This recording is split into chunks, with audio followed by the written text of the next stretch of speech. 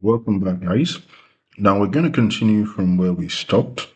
Okay, now we don't have any pipeline configuration just yet. I mean, we've deployed our Kubernetes cluster, we've tested it, we've created a service account that our GitLab is going to use, all right, to deploy to the Kubernetes cluster for us. Okay, and we've restricted everything that our Kubernetes cluster can, that the configuration file for the Kubernetes, we've restricted everything to just a particular namespace. So now we want to start writing GitLab, pipeline configuration. But before we do that, we need to also configure one thing. So if you come here to your build section, okay, you're going to see runners here. Okay, now this is where you will configure the runners for the group. Now, this group has 3 repositories, okay, and we want the 3 repositories to basically use the same runner. That is what we want to do. So we do not want to configure, individual runners for each of the repo. We basically just want to configure a group runner that all the 3 repositories will use. So that is what we want to do. So I'm going to go to the EC2 section. So this is a runner we've been using, from before. But I'm going to terminate it and just go through the installation process again. So I'm actually going to terminate the 2 instances. Since we're not deploying to EC2 again, we're deploying to Kubernetes this time around. So I'm going to terminate the 2 instances. All right. And we're going to create another instance again. So launch instance. Okay. So we're going to just call this GitLab. All right. So let's just say group runner. Okay. Group runner. Okay, and it's still going to be the same Ubuntu. All right, it's going to be Ubuntu, T2 Micro, of course, and GitLab runner key. So let's see, we're deploying to the default VPC. Select the existing security group, and we can select this one. I'm going to change this one to GP2, and I'm going to launch my instance. So we're launching a new instance for our runner. So let's go to the instance and let's check that out. So I'm going to come here to all state and I'm going to say I only want to see the running instances. So this is my instance. I can click here and then I can connect, grab the example key here. All right. And then we can actually connect to it. So let's go to where I have my key. All right. Okay. So I'm going to say yes. All right. So I'm going to clear my screen. So now what we're going to do is we're basically just going to follow the instruction we have on the GitLab page. All right. So you can see the URL right here. Okay. So you can use that to install a runner. All right. So I'm going to copy this and then paste that here. All right. So we're going to allow that to run. And basically, we're just going to follow the instruction. All right. So that is doing its thing over there. And the next command after that is actually to just do sudo apt install GitLab run. I mean, that's the next instruction. So just copy that here, and then we'll wait for the runner to install. And once the runner has been installed, we'll basically do a few configurations as well. All right. So, and also we need to install Docker as well. Okay, on this particular runner, because we're going to be using the Docker executor, all right, to run our jobs. So that means on this machine, Docker has to be installed as well. So I'm going to come here. Okay, so let's look at Docker install. Okay, so we're going to install the Docker engine. Look at that. And we're installing on Ubuntu. So we're going to scroll all the way down. And so we're going to just copy all of this, right? So we have all this installed already. So let's install Docker. So we've done apt update already, but then of course it doesn't ought to do that again. So let's just copy, paste that. All right. And then copy the second one also. Okay, drop that as well. Copy the third one. I mean, we have a shell script that we've used before. If you can get your hands on that, you can just use the shell script to install all of these all at once. Okay. Let's copy. I don't think I copied, so copy that. All right. And then you can just copy the next one. Okay. And then you can grab this whole echo command. So it's just one command actually. So copy that also. All right. And then you can do your sudo apt get update. All right. Okay, so that's done. And the next thing is to copy the whole line here. And don't forget your -y. And so that will install Docker for us on this machine. So we have the GitLab runner installed, and then we're also installing Docker. And so what we're going to do is what we've done before. We're going to basically allow the GitLab runner user to be able to execute, Docker commands on our behalf. All right. So clear your screen, and then we're going to do sudo user mode. All right. User mode -ag. So the group is going to be Docker, and then the user is going to be GitLab. All right. So the user is going to be GitLab -runner. All right. So now if I do ID GitLab -runner, I can see that it is now a member of the Docker group. Okay, so it's a member of the Docker group, and of course, we can do the same thing as well for our Ubuntu. So we can add the Ubuntu user as well to the Docker group. Okay, so the Ubuntu user will be able to execute Docker commands. Now, the next thing we need to do is to, configure our executor, right? So we can come here and then create a new runner. So basically, we want to register a new runner, all right? So, and then in the process of that, we would, basically configure the executor that we want to use for the job. All right. So here we're going to say GitLab runner register. So let's copy that. So that'll be sudo. All right. GitLab runner register. And the URL is basically the URL of GitLab because we're using the GitLab instance. All right, so the token is what we have here. So grab that. Oops. There's an error there. So let's do that again. Okay, so let's do that again. GitLab runner register. So HTTPS GitLab.com. So the token is this. So let's copy that like this. All right. Okay, so the name is going to be a poly, let's just say polyrepo, and the executor is going to be Docker. And the Docker image we're going to be using is Docker, all right, column 27.1.2, all right? So that's the same image we used in the last video. So the runner has been configured.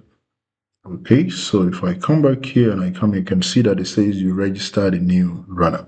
So if I click on view runner, all right, I can see that it says I have one runner that is what? That is online. So this runner is a group runner.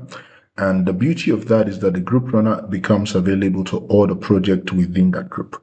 So the project do not have to necessarily have their own individual runners. They can basically just leverage the runner that is, available to the group. All right. And that's the beauty of this. Now we're not done because we still have to do a little configuration.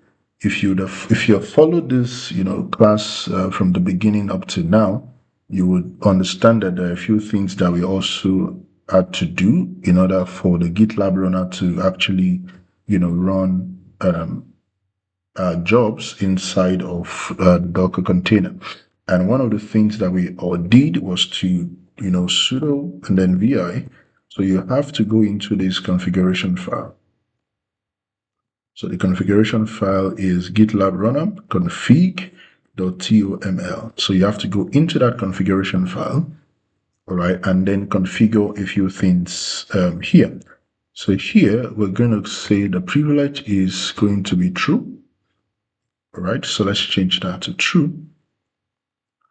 And another thing we need to do is to mount the Docker socket as well, because we have Docker installed locally, and that is what the Docker executor is going to also leverage to build our jobs and to do whatever it is that we want it to do. So we need to mount that, socket. So you're going to come here and say var. Oops. So that should be /var. Yeah. So /var. All right. /run /docker.sock. So Docker socket. Okay. And that is going to connect to var run /docker.sock. Okay, all right, and then we close that.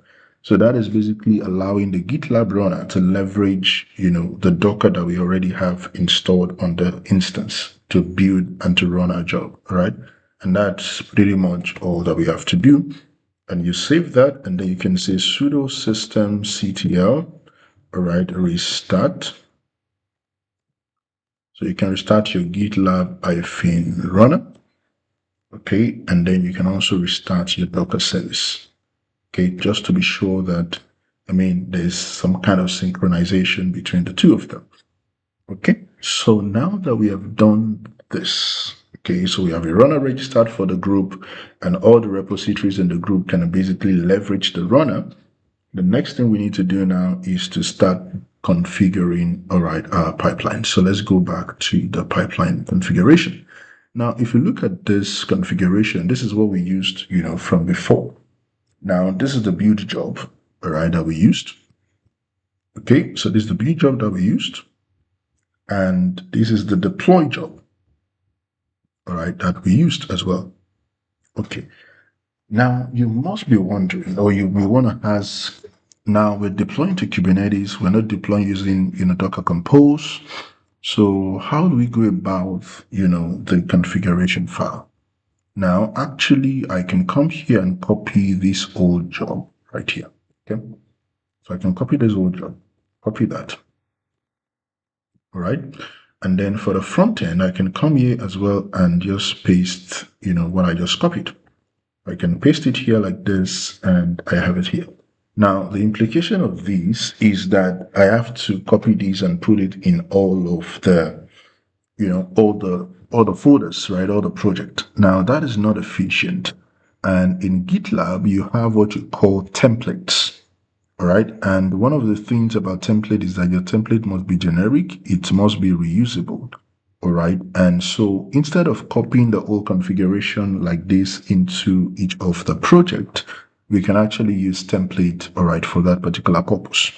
So what I'm going to do instead is to come here, all right, and create a new folder, and I'll call that folder CI-template. Okay, so CI template, and inside of this template, I'm going to create, all right, build.yaml. Okay, and then my build job is actually going to go inside of that. Okay, so instead of my build job, coming into this particular place, right, I'm going to remove this. I don't need it here.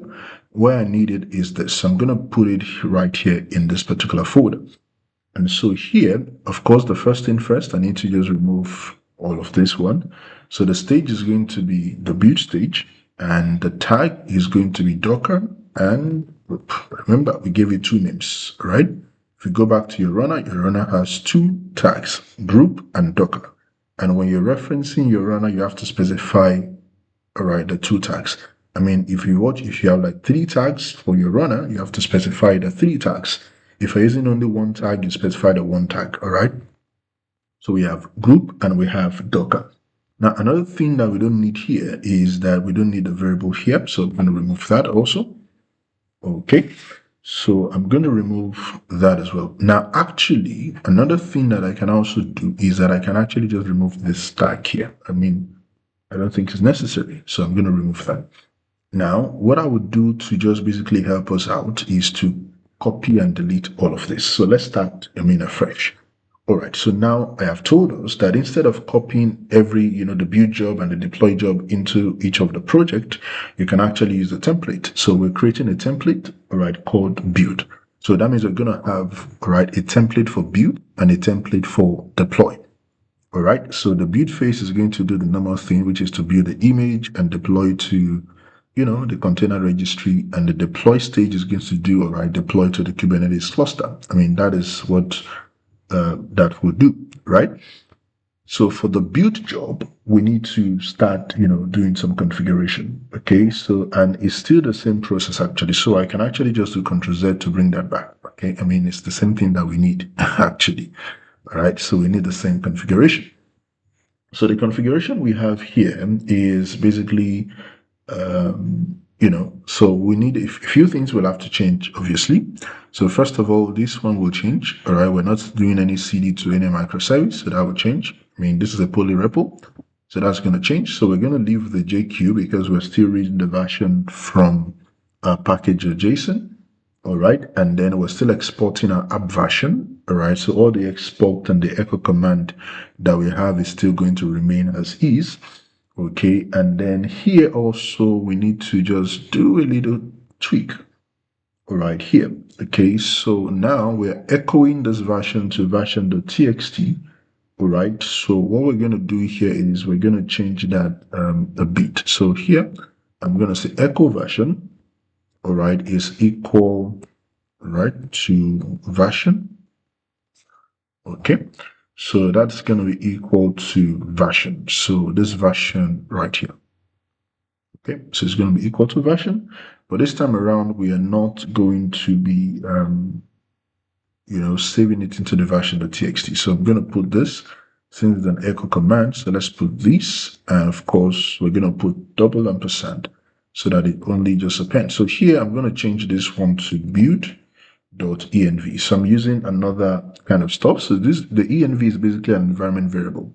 All right, so we're changing that to environment or a variable just to make it available to everyone within the environment. All the jobs, all right, should be able to access that.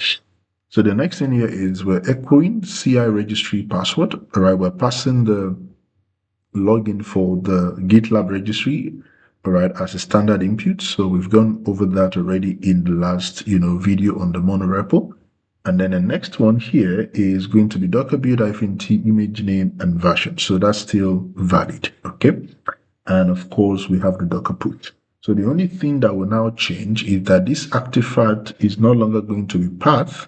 It's now going to be, all right, reports. Okay, so that's going to be report. And the type of report is going to be a .env. So it's an environment variable. And that environment variable is what? Is build.env. So that's what will change. So if you look at what we have here for the build job, it's still basically what we used for the monorepo. All right, it's similar. So where the change will come actually is the deploy job, okay? Because the deploy job is not using Docker Compose again, it's actually using Kubernetes, all right? And that is where the change will actually come from, all right? So here, I'm going to create another one. So inside of the template folder, I'm going to create another one, and I'm going to call that deploy, all right, -k8.yaml.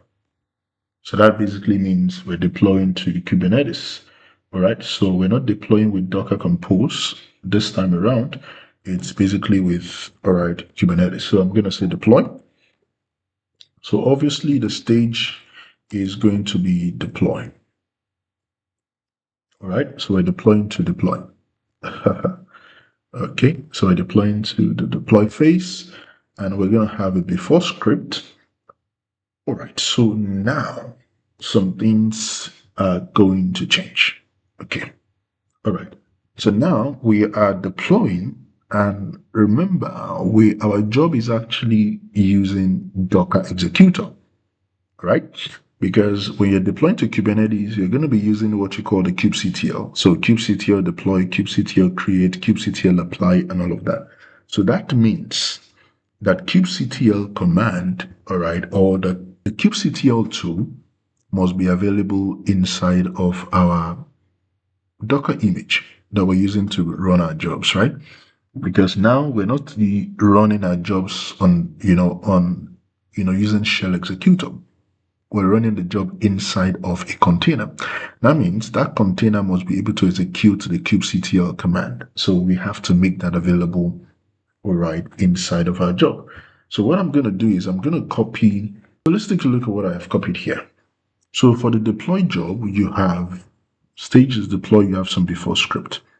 So let me walk you through what you have here. Now we're familiar with add, APK add, we're familiar with that. So we're making some things available inside of that image, all right, that we need. For example, in the last job, we had to make available JQ, okay, to read a version file. So we had to add that to the image. Now we also need kubectl this time around because we're going to be doing kubectl apply, kubectl create, and all of that. So we need the kubectl command. So here we have this, all right, command here that will make the kubectl available inside of our image.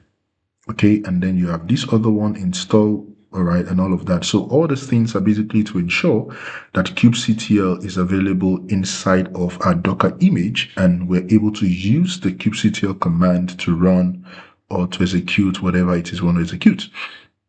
And so the kubectl version is basically to just, verify if the kubectl was actually installed. That is the purpose of the kubectl version that you have there.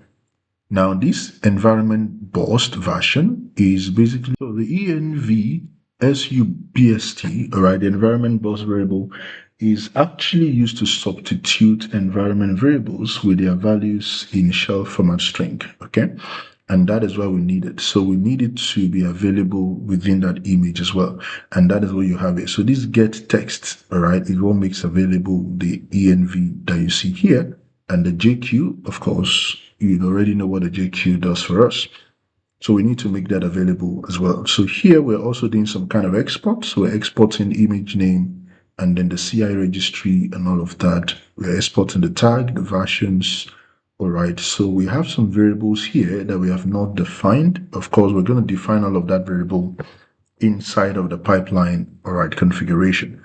And then you have some service ports, you have some replicas, and the kubeconfig, all right, we need to go to the GitLab to make the kubeconfig available. So I'm going to do that right away. So I'm going to come here and then click here, all right, and copy what I have here.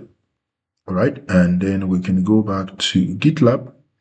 All right, go to settings, CI/CD. You're doing this under the group settings, all right? And then we go to variable. Okay, add variable. So the variable is going to be a file variable, right? And so we can say maxed and hidden. We can do that. So we will check this. Okay, and then we'll copy this like this. So it tells us that this cannot be maxed, all right, because it contains some kind of characters or something. Okay. All right. So it contains some commas, white spaces, and also we can say reusable, but of course you can protect the variable as well. Okay. So the key here, it's going to be what we have right here. So the key will be kubeconfig. So we can just say kube_config. So let's copy that. All right. And then we can put the key here as kube_config. And then we'll say add variable. Okay, so the variable has been added. Now, the beauty of this is that the variable was added at the group level. So that means if I come back here to my group, all right, so if I go to the group and I click on any of the project in that group, all right, and I come to settings and I come to CI/CD, okay, and I come here to variable, I should be able to see that variable right here. So you can see it says group variable, all right, inherited. So these are variables that the project actually inherited from the group. So which means this project can also use this variable that was inherited from the group, okay? And if you expand the runner session as well, let's see, all right, you can see that you have a runner, all right, configured here. But of course, this runner is, so this is 4192, all right. It's not enabled for this project, okay? but at the group level, we already have a runner that we have enabled, all right, at the group level. Okay, so and every project in the group can actually leverage that runner. So if you come here to build, you can see runners here, all right, and so every project in the group can actually use this runner. All right, so we've configured kubeconfig file. So now the next thing you have here is some script to do your deployment to Kubernetes. So here we're running kubectl get pods. So the namespace is going to be microservice. That's the namespace we're dealing with. Okay, and then we have some kubectl create secret Docker registry, all right, secret. So the purpose of the secret is to allow, Kubernetes to be able to pull from the GitLab registry. All right, the GitLab registry is a private registry, so you cannot, it's not a public registry where you can just pull an image from. You need to authenticate with that registry before you can pull image from the registry. So, and that is what we're doing here. So we're creating a secret, all right, to enable us to do that. So the name of the secret is my secret, and this has to be referenced in your deployment file, because we're still going to create a deployment file and a service file, right? In your deployment file, you have to specify, the image pull secret, and the name of the secret is this. So we still have to reference that. And so another thing we need to do is to specify the Docker server, which is the CI registry. We also have to specify the Docker username, which is the GitLab user, and of course the password. So here we're going to have to go back to the variable section of the group and of course put in our GitLab user and our GitLab password so that we can reference them right here. And of course the namespace is microservice. So make sure that you're using the correct thing, so microservice. And if you look at what we have here, we're doing some dry run client. So the purpose of that is that because we're using an imperative command, which is create. Okay, so that means anytime the pipeline runs, it will attempt to recreate the Docker registry all over again. And of course, we already have that created. So what we're trying to do is a workaround. Okay, and that's what we're using the dry run client. So which means that command is going to run, more like when you say something is running, a dry run, okay, so it's not going to fully execute, okay, it's just more like we are testing out something. So, and then we're testing it out and we're passing the output out, all right, the output rather, into a YAML format. And then we're piping that. So whatever it is that is generated, we're not using kubectl apply to basically, execute that, because the kubectl apply is declarative. So which means even though the service may have been created, it's not going to give us an error. All right. It's just going to ignore that. The create command is not going to do that. It's going to return an error. The kubectl apply is not going to return an error. It's basically just going to execute, all right, for us. So that is what the dry run is about. So it's going to execute, but it's not going to, create what we wanted to create. It's going to basically create a YAML file, and then the kubectl apply is going to take over the YAML file and then, apply that, all right, for us. And then here we have the event burst that we're using. So because inside of this front end and all the other, project folders, we need to create a deployment file and we need to create a service file. Okay, but we've not created that yet. And then, so event burst is basically to take the deployment, the YAML file, all right, and then apply that for us. Okay, if you look at the arrow very well, it is pointing towards the event burst. So whatever it is that we have on the right-hand side, the event burst is going to take that and then it's going to pass that into the kubectl apply. So basically, we're using event burst as, some kind of variable substitution right there. Okay, and then kubectl apply will basically take the deployment of YAML file and deploy that, take the service of YAML file and also, all right, deploy that. So, and now I would want you to take a look carefully at this deploy script. This is not something that we've done, but of course, if you look at the build, is something we've been doing, all right, even before now. But this one, it's a bit, kind of advanced. So I want you to take a look at it again and just, allow it to sink in, try to understand all the things that we're doing here. There are a few things that we need to still create. For example, we need to create the GitLab username and password in order for us to do this, right? So I'm going to stop here, all right, for this video. All right, take your time, take a look at these, and then in the next video, we'll create all the necessary service, all right, or variables that we need to create. And of course, we'll create a pipeline script as well. So thank you so much. I'll see you on the next one.